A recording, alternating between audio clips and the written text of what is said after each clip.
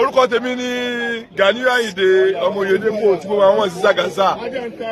Adúpẹ́ lónìí pé à ń ṣàjọyọ̀ àwọn ilé ọ̀gá olú ọmọ Èkó kan Àyìndé kan. Ṣé rí kan tó ṣẹlẹ̀ ni pé inú mi dùn, ṣé gbogbo àwọn tó bú wa kọ́ máa bú wa, àmọ́ àwọn kan wà tó bá bú wa Ọlọ́run á bí wọn. Ó ga o, ṣé bí ìyá ṣe máa jẹ bàbá Láwórì ìgbélélẹ̀ ẹ̀yin èèyàn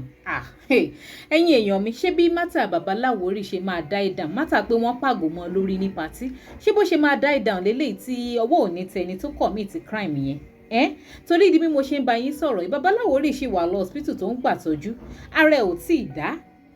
Koko Zaria tó dẹ̀ tọ́ka sí lélẹ́yìí Koko Zaria ń jayé orí ẹ̀ lọ ó kọ̀ kó provide ẹni tó pàgò lórí bàbá Láwórì despite the fact wípé CP ìyẹn commissioner of police ní Lagos State ti dá sọ̀rọ̀ ẹ̀ tí wọ́n dẹ̀ ti sọ fún pé ó ní láti provide ẹni tó pàgò lórí Láwórì gẹ́gẹ́ bí ohun tí ìyàwó bàbá Láwórì ṣàlàyé nínú fídíò yìí ó lágbára o ẹ̀yin èèyàn wá gbọ́ àlàyé tí ìyàwó bàbá Láwórì ṣe nípa pains tí bàbá Láwórì ń go through lọ hospital pẹ̀lú pé wọ́n pàgò mọ́ lórí ní pàtí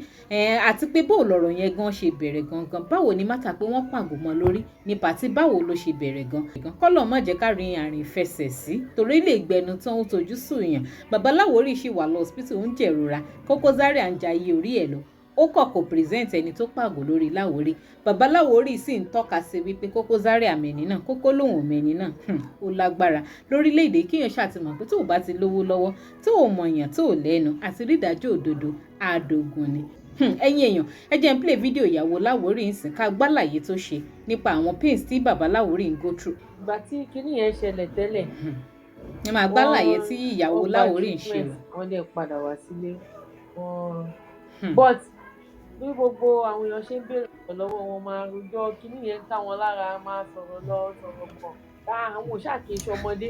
báwo ni wọ́n ṣe máa la kódà gan pátì èmi náà wà ńbẹ̀ tó máa làgò mọ́ kéèyàn máa sọ pé bóyá kò mọ nǹkan tó ń ṣẹlẹ̀ so nǹkan tó kọ̀ sí kinní yẹn ó lè bá béèrè ẹjọ́ lọ́wọ́ wọn àwọn tí wọ́n rò pé bóyá ara àwọn ti wà òkè àti bó ṣe di Friday wọ́n dẹ̀ ti sọ láti last week orí yẹn wọn kì í sùn orí yẹn máa ń ràn wọ́n òyì ń kọ́ àwọn. ṣe gbọ́n nǹkan síyàwó ẹ̀ sọ pé orí yẹn ń ràn òun òyì ń kọ́ òun gbogbo wa lámọ̀ tún mọ̀ pé kéèyàn ní head injury náà head injury ìgò náà máa pamọ́ lórí. bàbá Láwórì ò mà kí ń ṣe agbèrò gáràjì tẹ́lẹ̀ débi tá a máa sọ wípé ó yẹ kó ti mọ́ ọ lára pé wọ́n ń pàgò mọ́yàn lórí àbí wọ́n ń ṣáyàn ládàá àbí wọ́n ń gúnyàn lọ́bẹ head injury ni o àwọn tí head injury bá ti ṣe rí wọ́n mọ̀ pé bẹ́ẹ̀ yẹn ò kí ń ṣe kékeré. pé táwọn kí jímọ̀ tán pé táwọn bá kí jímọ̀ tán sọ pé kó wá gbé àwọn lọ bọ́n ṣe dé tàbá yìí tán dé ìdìmọ̀ tó bọ́n ṣe péǹtì nìyẹn báwọn yẹn fi hospital yẹn. ṣe ti gbọ́ head injury ìgò náà pa lóhun lórí o kì í ṣàgbèrò gáràjì tẹ́lẹ̀ débi tán máa ló máa ti mọ́ lára o Koko sì kọ̀ ó ń work freely ó lóun ò mẹ́ni tó pàgò lórí bàbá Láwórì ṣé bí ìyá ìṣe máa jẹ Láwórì ìgbérè ẹ̀yin èèyàn. wọ́n ti ṣe ẹ máa gbọ́ wọ́n lọ ṣe scan wọn so scan yẹn wọ́n kọ àwọn report tó wà níbẹ̀ wọ́n ní kinní yẹn pé ó affect wọn ní ojú so wọ́n ní wọ́n máa treat wọn fún ojú yẹn pé ó ti affect ojú wọn so ẹ̀jẹ̀ tó wá lose lára yẹn ó pọ̀ níjọ́ tí kíni ẹ ṣẹlẹ̀. òun ló kọ̀ sí òyì tí ó ń kọ́ wọn yẹn. gbọ́ ṣé ẹ ti gbọ́ nǹkan báyìí ó ti affect ojú ẹ̀ méjèèjì wọ́n lójú lọ bá ara ojú mà lọ bá ara tí ò bá ti fojú rìnà mọ́ kí ló tún kù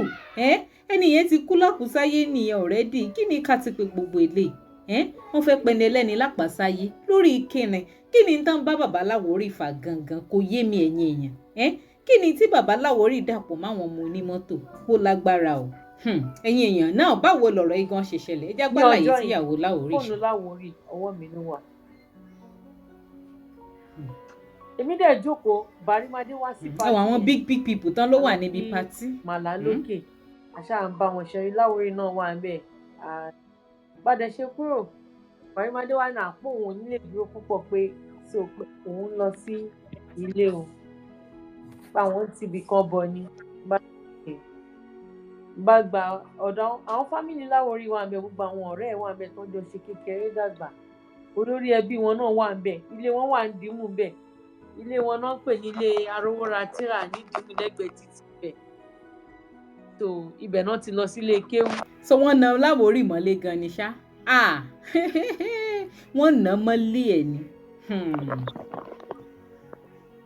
mo ṣáàrí miss call ibi wọ́n padà lọ jókòó sọ́dọ̀ àwọn ọ̀rẹ́ Láwórì, wọ́n ṣáà ń ṣe mí lálejò, ibẹ̀ ni mo lọ jókòó tèmi. Ìgbà tó wá di bíi after 12 mo wá rí miss call Koko Zaria lẹ́ẹ̀mejì, mo gba Koko Zaria, kí ló lè ṣẹlẹ̀? After that nọ́mbà kan náà ṣé ìfọkànbá lọ. mo rò pé ọwọ́ mi dẹ̀ ní fóònù wọn máa ń wà méjèèjì torí wọn kì í fẹ́ kó fóònù lọ sí ojú agbo. mo kàn ń gbọ́ bí tí mo jókòó táwọn kan yà wọ́n náà ti ṣe kinní yẹn fún Láwórì pé kò gbà fọ́gẹ̀ because ibi ẹ̀yìn làwa ṣe gbọ́ ibi ẹ̀yìn àwọn fámìlì la jókòó. ṣe gbọ́ statement tíyàwó ẹ̀ sọ pé wọ́n ní wọ́n ti ṣe kinní yẹn fún Láwórì torí pé kò gbà fọ́gẹ̀. ọ̀gá ẹ̀ wo ló wà ní patí yẹn tí kò gbà fún wọ́n dẹ̀ ní commissioner of police wà lórí ọ̀rọ̀ yìí. tó bá ṣe pé lóòótọ́ náà wà lórí ọ̀rọ̀ yìí ó yẹ kán ti fish àwọn tó commit crime yìí out, kò ń ṣe kan tó yẹ kán máa lọ́ǹgì rárá torí pé kò gbà fọ́gá. ọ̀gá èwo ni ṣé Koko Zaria ló ga Láwórì ni? bóò ni Koko Zaria ṣe jẹ́ ọ̀gá Láwórì tó fi ní kò gbà fóun? ó ga o. mo Koko Zaria ń pè mí kẹ́ ṣàtẹ̀lé wọn. ìgbà tí mo débẹ̀ mo wá bá Láwórì tó jókòó, ó fọwọ́ di etí méjèèjì mi, wọ́n wá ń wò wọ́n àgbà kí ló dé tójú yín wá pọ́n báyìí, kí ló ṣẹlẹ̀? wọ́n sọ̀rọ̀. Koko Zaria wá ní àmì ò máa dúpẹ́ fọ́lọ́run wípé wọ́n ti la ọkọ mi nígò lórí o. mo bá ní ẹ gbọ́ eré lèmi ti rò pé wọ́n ń ṣe. bá ní ẹ gbọ́ má jára rìn fẹ́ ṣe sí. wọ́n ṣáà dáhùn. Koko Zaria wá ní ní ṣíbí lọ rí ẹ̀ kí n wò òun lòún gbé lọ sọ́sítà tóun lọ rán. bá ní bá sí fìlà ẹ̀rọ náà bá mi bá mú gbèkéke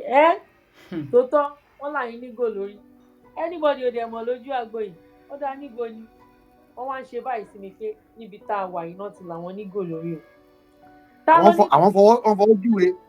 bẹ́ẹ̀ ni wọ́n ṣe báyìí fún mi pé níbí wọ́n ní ta ló ní tọ̀hún wọ́n wá nàka sí bọ̀bọ̀ kan tó wọ wáyé. you see bàbá Láwórì dẹ́ni tó pàgò mọ́ lórí ipa tí ó dẹ́ni yẹn mọ̀ ẹni yẹn dẹ̀ wá ń bẹ̀ pẹ̀lú Koko Zaria Koko dẹ̀ ń claim pé òun ò dẹ́ni yẹn mọ̀ ẹ máa gbọ́. níbẹ̀ láàrin wọn bẹ̀ ní sápò wọn. sápò àwọn ọmọ onímọ́tò. mo ń bọ̀ ẹ jẹ́ kí n lọ pa àwọn fámìlì ẹ̀ wá mi ò lè gbà. Koko Zaria wá fà mí padà. imagine. ó wá náwó fún mi ó ní ṣé mo gbọ́ tọ́lọ́run ni mo wá ń ké ó ní mi ò gbà ó pé màá lọ pa àwọn fámìlì ẹ̀ ní ìdìmú ìyá yóò gbọ́. kan sọ ní ẹlẹ́ni dókú ọ̀sán gangan ṣó gbọ́ tọ́lọ́run. ó wá ní mi ò kúkú gbọ́ tọ́lọ́run pé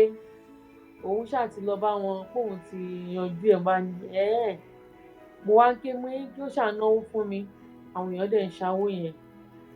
ìgbà tó yá Láwórì ṣàwọ̀ àwọ̀ sí mi báyìí ó wá sọ̀rọ̀ ó wá ní kí n gbé etí sí òun lẹ́nu pé kí n lọ gbé mọ́tò kí n máa gbé òun lọ sí family hospital wa pé òtútù mú òun àsìkò lójú agbo yẹn. bàtà wà ní mọ́tò èmi àtẹ̀gbọ́n mi kan náà la jọ lọ ẹ̀gbọ́n mi yẹn ìgbà tí mi ò lè wa mọ́tò ẹ̀gbọ́n mi yẹn ló wá padà wa mọ́tò yẹn kọsára mi ń ṣèkì. wọ́n wá sọ fún mi pé kí ló dé tẹ̀ jẹ́ kí gbogbo àwọn èèyàn mọ̀ màálà ò lè mọ orí eléyìí kí wọ́n máa wò bẹ́ẹ̀ yẹn. then àwọn fámìlì yìí wà bí àwọn ọ̀rẹ́ yín wọ́n ní pé nǹkan tó jẹ́ káwọn ṣe bẹ́ẹ̀ yẹn wọ́n rà ń sọ̀rọ̀ wípé tí wọ́n lọ pè wọ́n pé wọ́n máa pààyàn pé wọ́n máa nítorí Láwórì náà ṣe pààyàn. ṣe ti gbọ́ nǹkan báyìí so àwọn big personalities ló wà níbi pàtí yẹn wọ́n ní Súlé Àlàó Màláíkà ó wà níbi pàtí yẹn tán ti pàgò mọ́ Láwórì lórí so kò kí ń ṣe small party débi tá a máa sọ wípé mo gbọ́ mo yà ní Láwórì lọ ṣe àbí anything but ṣó yẹ kí yà yìí jẹ bàbá Láwórì gbé gan ṣá ṣó yẹ kó jẹ bàbá Láwórì gbé Koko Zaria and work freely gẹ́gẹ́ bí tíyàwó ẹ̀ dẹ̀ sọ yìí ó nígbà tí òun débẹ̀ tí bàbá Láwórì tọ́ka sẹ́niyẹn ẹnìyẹn wọ white Zaria wà ń bẹ̀ Zaria dáhùn dúró pé kóun má lọ pèèyàn tó máa wá dá sẹ̀rí àfẹ́ nìyẹn. In tó mú Zaria láti stop ìyàwó Láwórì dé ejò ẹ̀ lọ́wọ́ nínú ejò ẹ̀ lọ́wọ́ nù gbogbo àwọn damage control tó ń ṣe lórí ayélujára pé òun mọ̀ ń pa ẹ̀ damage control èké ni àṣírí alábòsí òsì kì í bò àṣírí alábòsí máa ń padà tú ni. ẹ jẹ́ ká kọ́mẹ̀ntì kan sí méjì lábẹ́ fídíò ìka tó máa lọ. Sobowale Ahmed ó ní if Koko Zaria did not face the law is a big blow on the tampan. Exactly. Ó yẹ káwọn tampan gbà rárá lórí mátà yìí o because ohun tó bá mú Koko Zaria jẹ lọ lọ́tẹ̀ kan ṣàtìmọ̀ pé àwọn ti di gbà ṣanwọ́ fáwọn ọmọ onímọ́tò wọn á tún ṣe èyí tó tún jẹ léè lọ ìyẹn ṣúọ̀ fún mi. Àtìmọ́súnmọ́lá òun náà ni Koko Zaria know the person that broke the bottle on him let's Koko provide the person. bẹ́ẹ̀ ni torí òun ló di ìyàwó ẹ̀ mú tí ò jẹ́ kí ìyàwó lọ pa àwọn tó máa dá sẹ̀rí àfẹ́ni tó fọ́gò lórí iye ọkọ ẹ̀ gut tó ní láti fi lè stop ìyàwó láti lọ pẹ̀yìn àwọn tó máa dá sẹ̀rí àfún ẹni tó pàgò lórí ọkọ ẹ̀ definitely òun ló máa forí fa òun ni kó provide ẹnìyẹn nísìn ó ga o kò yẹ káwọn tampan gbà fún Koko Zaria rárá o. Another person Amusa Abubakar ó ní Koko was the brain behind the setup. bẹ́ẹ̀ ni obviously ó ti ń wà obvious already bóun ló wà behind it. Another person Fayemi Sunday ó ní na God go punish Koko Zaria na olórí burúkú im be. Muibat Lawal ní exactly why just because someone didn't greet you all this is just a tout behaviour. I see no reason why the Koko Zaria is not in custody of police. Abi mi mọ reason tó fi tẹ̀ fífi ilẹ̀ gan in the first place because wọ́n ló jẹ́ kí ẹni tó commit a crime wò escape irú nǹkan bẹ́ẹ̀ yẹn I think lábẹ́ òfin òun náà ní jìyà fún now yes so definitely ó yẹ kí Koko Zaria náà jìyà nǹkan tó ṣe. Bọ́sẹ̀dé Olúbùnmi ó ní God will heal Baba Láwórì amen lágbára Ọlọ́run àgbàdúrà wípé kọ́lọ́run dákun kó bá wa dáwọ́lé Baba Láwórì kọ́lọ́run má sọ ìyàwó wọn di opó ọ̀sán gangan kó má sọ àwọn ọmọ wọn náà di ọmọ tí ò ní bàbá láyé mọ́ and gbogbo àwọn tó wà ń di ọ̀rọ̀ yìí either they like it or not karma